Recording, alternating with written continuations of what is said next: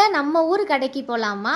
டெல்லியிலேருந்து நம்ம ஊர் கடைக்கு எப்படிடா போகிறது அப்படின்னு தானே யோசிக்கிறீங்க. வேறு ஒன்றும் இல்லைங்க. நாங்கள் இருக்க ஏரியாவிலேருந்து ஒரு 10 நிமிஷம் ட்ராவல் பண்ணி போனோம் அப்படின்னு சொன்னால் நம்ம ஊர் கடை வந்துடும். அதனால் கட்டைப்பையை தூக்கிட்டு கிளம்பியாச்சுங்க.